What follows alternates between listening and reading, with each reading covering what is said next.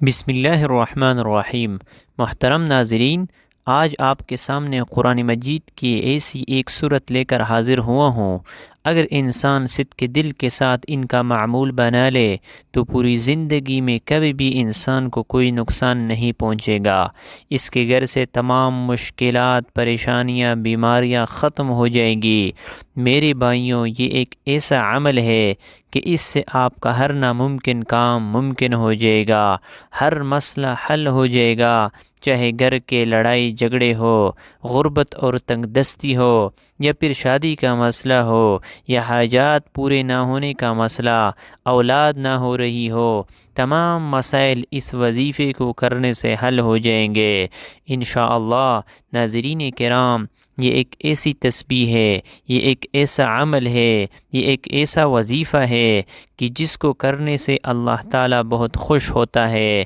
اور یہ تو سبھی مسلمانوں کا عقیدہ ہے کہ جس سے اللہ خوش ہو جائے اس کی دنیا و آخرت دونوں ہی پلک جھپکتے میں سنور جاتی ہے، اس کے ہر بگڑے کام غیب سے ٹھیک ہو جاتے ہیں۔ اس وظیفے کو، اس عمل کو، اس تسبیح کو کرنے والے پر اللہ تعالیٰ اپنے خصوصی رحمت و شفقت نازل فرماتا ہے، اور اس کو اپنے نیک اور برگزیدہ بندوں کی فہرست میں بھی شمار کر لیتا ہے، اور پھر اس بندے کی جو بھی حاجات ہوتی ہے ان کو اللہ تعالیٰ جلدی پورا فرما دیتا ہے۔ اگر رزق کے حوالے سے کوئی تنگی یا پریشانی ہو تو رب کعبہ پورے سال کا ڈھیر و رزق اور دولت اس کی نصیب میں لکھ دیتا ہے، کیونکہ اس عمل کو کرنے سے، اس وظیفے کو کرنے سے اللہ تعالیٰ نصیب اور تقدیر کے فیصلے کر دیتا ہے۔ اب میں وہ خاص وظیفہ آپ کے حوالے کر رہا ہوں جس کو پڑھنے والا رب کعبہ سے بیٹھے بیٹھے لاکھوں اور کروڑوں کی خواہش بھی کرے گا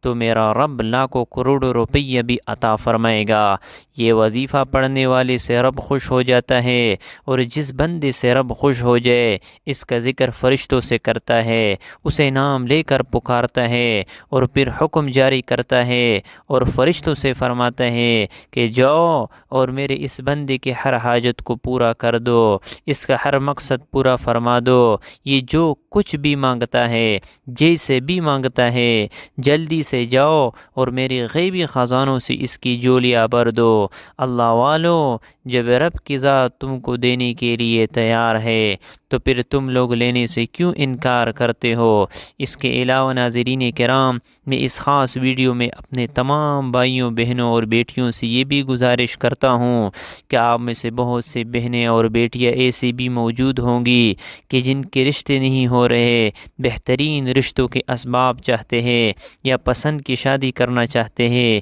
نوکری تو ہے لیکن وہ پسند نہیں کرتے، اور من پسند نوکری حاصل کرنا چاہتے ہیں، قرض دار ہے، پریشان ہے کہ قرض سے نجات کیسے پائے، میاں بیوی تو ہے لیکن ان میں محبت کی کمی ہے، یا پھر کسی دوسرے سے تڑپنے والی محبت چاہتے ہیں، اگر بے اولاد ہے اور اولاد چاہیے، یا پھر اولاد تو ہے لیکن نافرمان اولاد ہے یا نافرمان شوہر ہے، گھر میں ساس اور نند کا مسئلہ ہے، عرض آپ کا کوئی بھی پریشانیاں ہے، آپ یہ وظیفہ صرف ایک بار کیجئے، انشاءاللہ آپ جس مقصد کو بھی ذہن میں رکھ کر کریں گے میرا رب پورا کرے گا۔ یہ ہمارا عقیدہ ہے کہ نہ تو اللہ کا قرآن جھوٹا ہے اور نہ ہی نبی پاک صلی اللہ علیہ وسلم کا فرمان جھوٹا ثابت ہو سکتا ہے، لیکن پھر بھی ہم لوگ جن عاملوں کے پاس ہر روز جاتے ہیں، ان کو اپنے کام کروانے کے لیے، اپنی کسی بھی ضرورت کے لیے ان کے پاس پیسے دینے کے لیے چلے جاتے ہیں،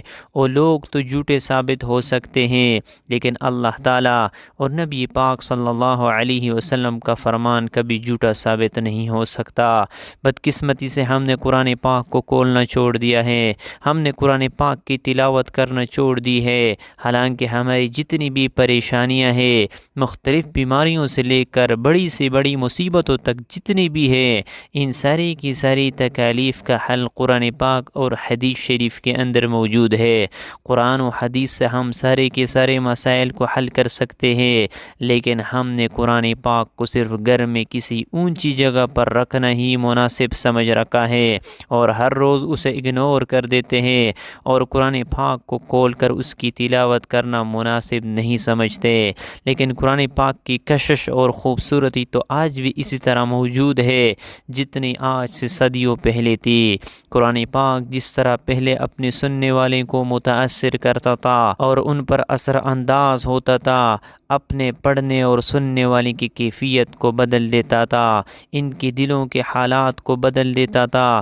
پہلے لوگوں کی آنکھوں سے قرآن پاک کی تلاوت سننے سے آنسو بہنے لگتے تھے۔ کیا آپ جانتے ہیں کہ یہ تو آج بھی اسی طرح اثر انداز ہو سکتے ہیں؟ دلوں کی دنیا کو بدل کر ہماری ہر مشکل کو، ہماری ہر پریشانی کو، ہماری ہر حاجت کو، ہر مراد کو پورا کر سکتا ہے۔ قرآن پاک کو اس طرح سے پیش کیا جائے جس طرح اسے پیش کرنے کا حق ہے۔ اگر ہم یہ حق صحیح طریقے سے ادا کریں گے تو دنیا و آخرت دونوں جہانوں میں کامیاب ہو جائیں گے۔ میرے بھائیوں، اس کے ساتھ نمازوں کا بھی اہتمام کیا کرے، کیونکہ نماز کے بغیر کوئی بھی وظیفہ ادھورا رہتا ہے۔ رسول اللہ صلی اللہ علیہ وسلم نے فرمایا، قیامت کے دن آدمی کے اعمال میں سے سب سے پہلے فرض نماز کا حساب لیا جائے گا۔ اگر نماز درست ہوئی تو کامیاب و کامران ہوگا، اور اگر نماز درست نہ ہوئی تو ناکام اور خسارے میں ہوگا۔ محترم ناظرین، جس نے بھی اس سورت کو ایک مرتبہ پڑھ کر اللہ سے دعا مانگی ہے تو اللہ نے ان کی ایسی غیبی مدد کی ہے کہ آج اگر آپ کو میں ان کا نام گنوانا شروع کر دوں اور جو معجزات میں نے اپنے آنکھوں سے دیکھے ہیں، جو واقعات میں نے سنے ہیں، آپ کو بتانا شروع کر دوں تو وقت کی کمی کی وجہ سے آپ کو نہیں بتا سکوں گا اور ویڈیو کافی لمبی ہو جائے گی۔ ناظرین، مختصر بات یہ ہے کہ آپ نے صرف اس وظیفے کو اپنے ہاتھ میں کرنا ہے، اپنے سینے سے لگا لینا ہے۔ قرآن مجید کی ایک سورت کا وظیفہ ہے، آپ کسی بھی نماز کے بعد کر سکتے ہیں۔ عمل کا طریقہ سن لے۔ سب سے پہلے آپ نے اول و آخر 3 مرتبہ درود شریف پڑھنا ہے، ایک مرتبہ سن بھی لے۔ اللہم صل علی محمد وعلی آل محمد کما صلیت علی ابراہیم وعلی آل ابراہیم انک حمید مجید۔ اللهم بارك على محمد وعلى آل محمد كما باركت على إبراهيم وعلى آل إبراهيم إنك حميد مجيد۔ پھر آپ نے 10 مرتبہ یہ قرآن مجید کی یہ سورت والعصر ان الانسان لفی خسر الا الذين آمنوا وعملوا الصالحات وتواصوا بالحق وتواصوا بالصبر پڑھنا ہے۔ درود پاک کے بعد آپ نے 10 مرتبہ یا رزاق کو پڑھنا ہے، اور اس کے بعد آپ نے 3 مرتبہ پھر آخر میں درود شریف پڑھ کر پھر سنتیں پڑھنی ہے اور دعا مانگنی ہے۔ اپنے مقصد کو اپنے ذہن میں رکھتے ہوئے آپ نے دعا کے لیے ہاتھ اٹھانے ہیں۔ ناظرین، اس عمل کو آپ کر کے دیکھ لے، آپ کو میں گارنٹی دے رہا ہوں، آج آپ کو ایسا خزانہ آپ کے حوالے کر رہا ہوں کہ آپ ساری زندگی انشاءاللہ پرسکون ہو جائیں گے، اور اس بندے نے چیز کو دعا دیں گے کہ کاش آپ کو اس عمل کے بارے میں پہلے بتا دیا ہوتا۔ آخر میں اللہ سے دعا ہے کہ اللہ پاک تمام سننے والے کو اس وظیفے پر عمل کرنے کی توفیق عطا فرمائے، آمین۔ ناظرین، اللہ تعالیٰ کے 99 ناموں میں سے کوئی ایک نام لکھ کر کمنٹ باکس میں ضرور شیئر کرے۔